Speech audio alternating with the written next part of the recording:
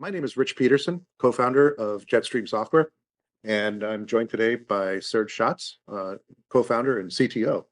And what we want to talk about are the reasons why organizations are increasingly looking to the cloud specifically for their disaster recovery needs, both from an economical perspective and from an operational perspective, because the cloud offers enormous advantages to organizations that are looking to improve the cost and the performance of their DR strategies. Now, we'll be joined later by two key strategic partners, NetApp and Microsoft, that we've been working with over the past several years on a solution that organizations are finding is really scratching the itch when it comes to DR. So what does JetStream DR protect? Well, it is a cloud-based solution, but it can protect workloads that are running on premises. So the idea is your on-premises workloads, in the event of a disaster, can fail over to a recovery environment running in the cloud.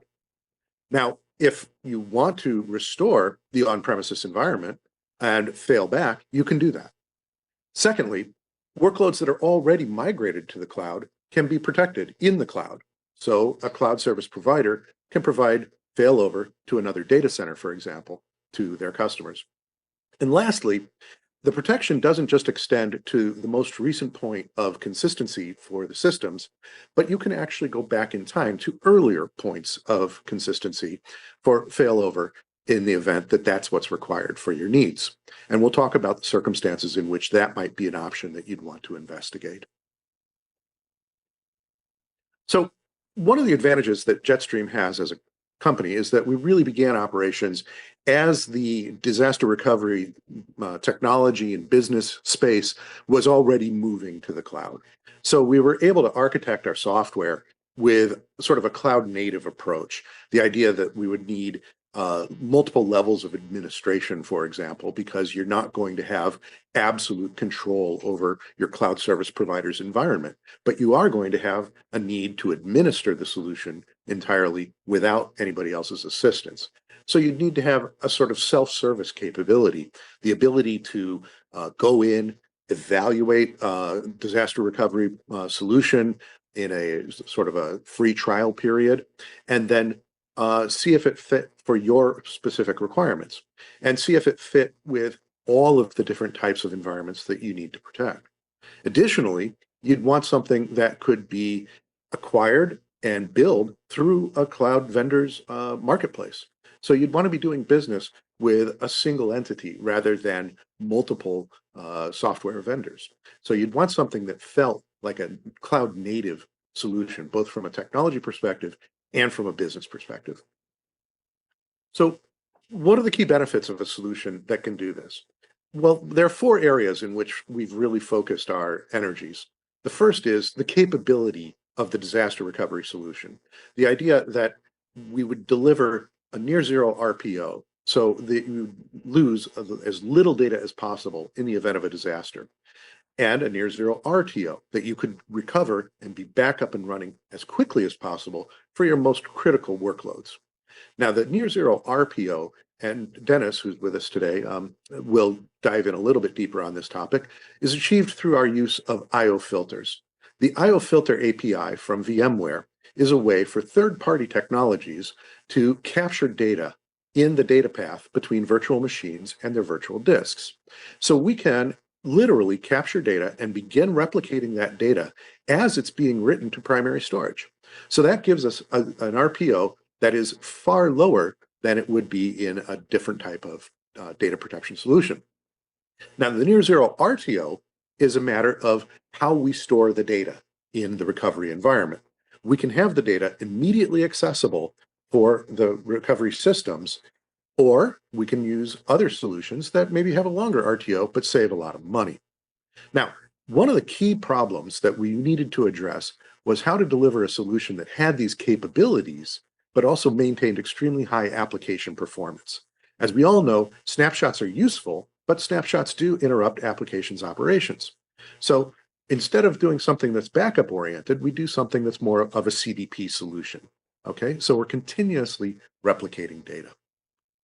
Now, thirdly, we found that the cloud has two key ways to reduce costs for total cost of ownership for a disaster recovery solution. Now, the first is by providing far more economical storage for the recovery data. We can use object storage or blob storage and store everything in that economical cloud-based storage, which is much cheaper than maintaining it in something like, say, vSAN. Additionally, we can take advantage of the economics of most cloud service providers that have this two-tiered pricing model. So there will be some systems that may be reserved instances that are purchased or paid for on a 1 year or a 3-year basis, but there are additional systems that can be provisioned dynamically in the event of a disaster. So this is the concept of a pilot-like cluster. Okay, it's a cluster that provides a bare bones recovery environment with the networking and everything else already established. But in the event of a disaster, you can add nodes to that cluster really on the fly and recover quite quickly. So by storing data more economically and by maintaining fewer compute nodes on a day-to-day basis, but provisioning them dynamically when they're needed, we've found that our customers, when they do the math, they estimate that a solution using this type of approach to their DR infrastructure, it saves them about 50 to 60% versus other approaches that would have more expensive storage and would have a one-to-one correspondence between production systems and recovery systems. So this reduction in cost is one of the key reasons why we think that DR is really going to drive cloud adoption for a lot of major enterprises, even if they maintain their primary operations in their own on-premises data centers. Now, the last thing that's really important to an administrator when they're looking to go to the cloud is to have the ability to see into the systems that they've got, so they can see that things are automatically deployed, automatically maintained, automatically administered, and they can continuously get data to see, okay, is my RPO being maintained at this near zero level, or do I have, say, a bandwidth constraint of some sort that I wasn't expecting? So this insight, this ability to control things, even when relying on a cloud service provider partner, is a very important component of a cloud-based disaster recovery solution.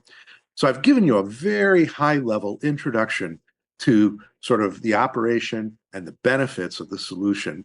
And what I'd like to do is pretty quickly here, turn it over to Dennis so that Dennis can introduce you to the product architecture, and we can dive right in and get our hands on the product in a demonstration. Following that, we'll have our partners from Microsoft and NetApp join in and represent what they're doing in conjunction with our solution to provide disaster recovery to customers literally around the world.